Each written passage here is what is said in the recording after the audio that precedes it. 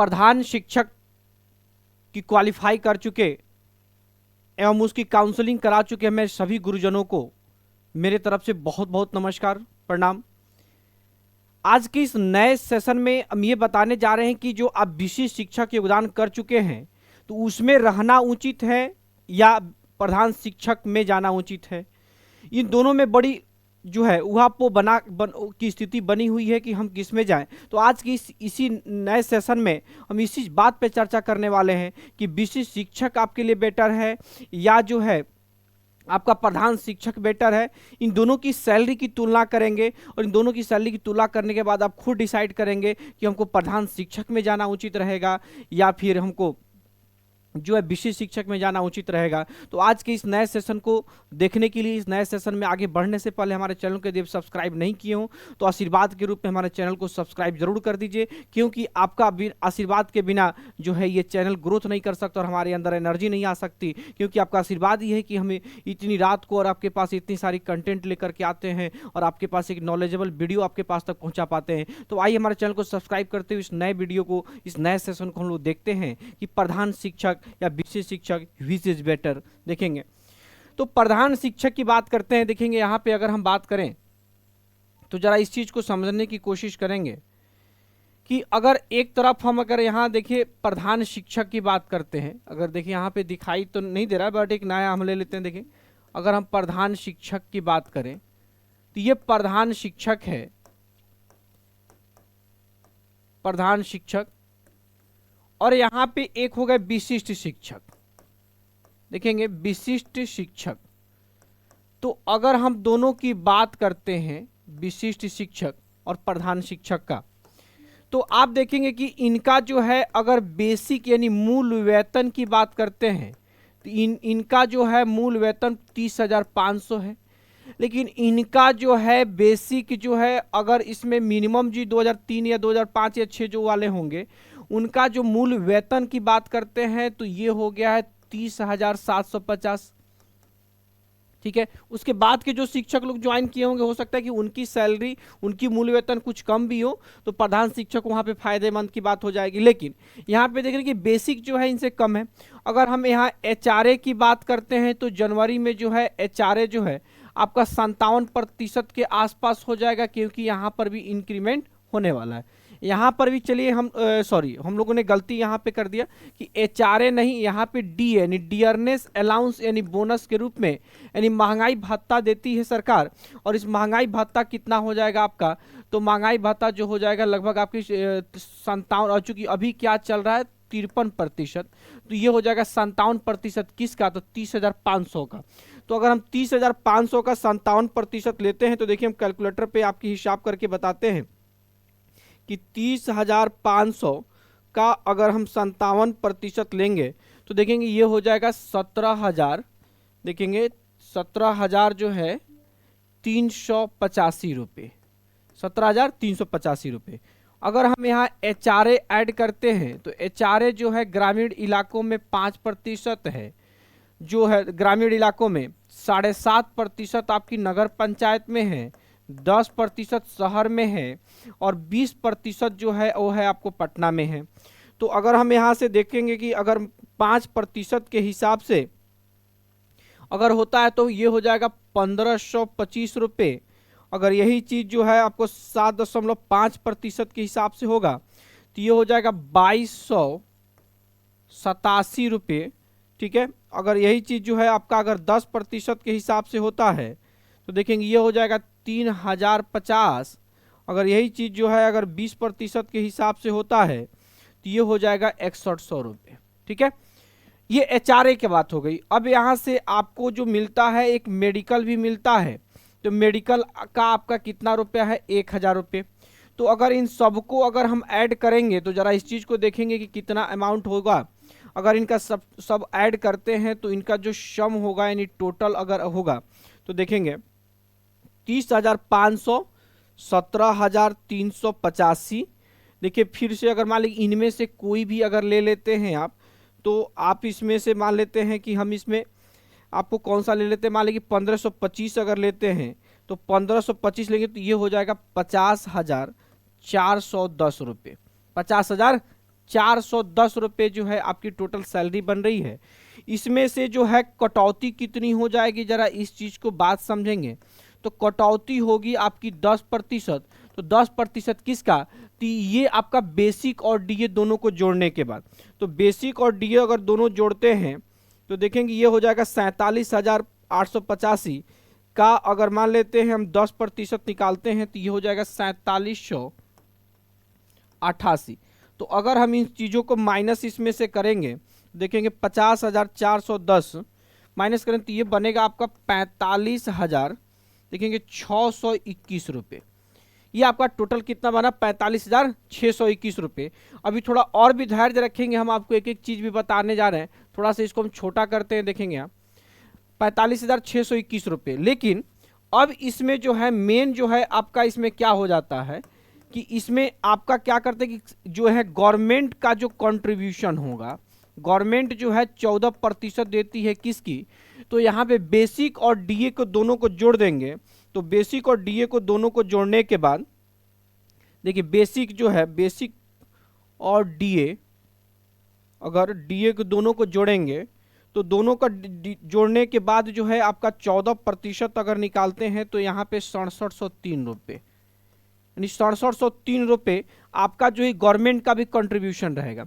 तो अगर मान लीजिए कि हम इसको अगर ए पॉइंट मानते हैं और हम इसको यहाँ पे बी पॉइंट मानते हैं, बी पॉइंट, और ये हम इसको सी मानते हैं, तो देखो ये जो सी है 45,600, ये है इन हैंड सैलरी, यानी आपके हाथ में टोटल सैलरी कितनी आने वाली है, 45,621 रुपये। लेकिन अगर आपको पूछा जाए कि ग्रॉस सैलरी क्या है, तो इसमें आपको ए और बी दोनों को ऐड करना पड़ेगा। तो अब ए और बी दोनों को ऐड करेंगे तो देखेंगे अगर 50,410 और 50,410 को अगर ऐड करते हैं, देखें 50,410 को ऐड कर लीजिए और 6703 को ऐड कर लीजिए, तो ये हो जाता है आपका 57,113 रुपये। यानी टोटल जो है प्रधान शिक्षक के हिसाब से जो है आपकी जो सैलरी हो जाएगी। अगर इस सैलरी को मैं अब यहाँ से मैं अगर बड़ा करके दिखाऊं तो देखेंगे, अगर मैं यहाँ से देखिए प्रधान शिक्षक की सैलरी जो होगी वो होगी आपकी टोटल आपकी 57,113, लेकिन आपके हाथ में कितना मिलेगा, 45,621 रुपये, 45,621 रुपये। अगर यही सैलरी की अगर हम बात करें कि विशिष्ट शिक्षक में कितनी होगी, तो विशिष्ट शिक्षक में ध्यान रखेंगे कि ये जो सैलरी है वो है 5% एचआरए के हिसाब से। अगर एचआरए आपकी बढ़ेगी तो ये सैलरी भी इन हैंड भी बढ़ेगी और ग्रॉस भी बढ़ेगी। क्लियर। अगर मैं विशिष्ट शिक्षक की बात करूं तो देख पा रहे हैं कि यहाँ पे 500 है, 30,500, और यहाँ पे क्या है 250 रुपये आपका एक्स्ट्रा, यानी ये जो है प्लस 250 रुपये जो है ये एक्स्ट्रा है। तो प्लस अगर 250 एक्स्ट्रा है तो डीए भी आपका इसी हिसाब से बढ़ेगा और आपका एचआरए में भी इसी हिसाब से बढ़ेगा। ठीक है। और यहाँ से मेडिकल चूंकि आपका एकदम फिक्स रहेगा आपका 1,000 रुपये, तो इस हिसाब से अगर हम बात करते हैं कि इसका अगर जोड़ देखेंगे तो इसका जो जोड़ देखते हैं हम सभी चीज़ों को निकालते हैं और यहाँ से इसकी कटौती निकालते हैं। कटौती निकले के बाद उसके बाद यहाँ पे इन हैंड सैलरी आ जाएगा, इन हैंड सैलरी आ जाएगा। ठीक है। उसके बाद से अगर हम देखेंगे कि जो गवर्नमेंट,